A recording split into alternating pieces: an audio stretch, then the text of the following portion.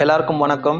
Kamala Harris யாருன்னு நம்ம எல்லாருக்கும் தெரியும். நெக்ஸ்ட் பிரசிடென்ட் ஆஃப் அமெரிக்கா ஆகிறதுக்கு கூட வாய்ப்பு இருக்கு. அவங்கள வந்து ஃபீமேல் ஒபாமான்னு சொல்றாங்க. ஏன் ஃபீமேல் ஒபாமான்னு சொல்றாங்கன்னா, ஒபாமாக்கு இவங்க ரொம்ப ரொம்ப நெருக்கமான நண்பர். இப்போ பார்த்தீங்கன்னா வந்து ஜோ பைடன் தான் வந்து பிரசிடென்ட்டா இருக்காரு. அவர் இப்போ வந்து வெளியே போய் நெக்ஸ்ட் வந்து நம்மளோட கமலா ஹாரிஸை தான் இது பண்ணுறாங்க. கமலா ஹாரிஸ்க்கும் இந்தியாவுக்கும் எஸ்பெஷலி பார்த்தீங்கன்னா வந்து தமிழ் மக்களுக்கும் ரொம்ப ரொம்ப நெருக்கம். ஏன்னா அவங்களோட பாரம்பரியம் தமிழ் பாரம்பரியம், அது எல்லாருக்கும் தெரிஞ்ச விஷயம்தான். அவங்களே பல இன்டர்வியூவில் சொல்லியிருக்காங்க, நான் வந்து நிறைய தடவை வந்து சென்னை வந்திருக்கேன், இட்லி சாப்பிட்ருக்கேன், மயிலாப்பூர் போயிருக்கேன் அப்படின்னு சொல்லியிருக்காங்க.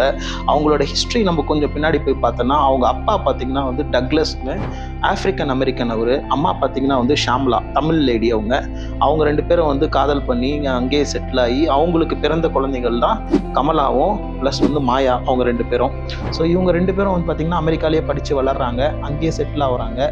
அவங்க அவ்வளோ இருந்தாலும் அவங்களோட பாரம்பரியமான தமிழ் கல்ச்சரை அவங்க மறக்கலை. இப்போ அவங்களோட சில இன்டர்வியூஸ்லையும் சொல்லுவாங்க, எனக்கு இன்னும் சென்னை போய் பார்க்கணும் ஆசையாக இருக்குது, பீச் போய் பார்க்கணுன்னு ஆசையாக இருக்குன்னு நிறைய இன்டர்வியூஸில் சொல்லுவாங்க.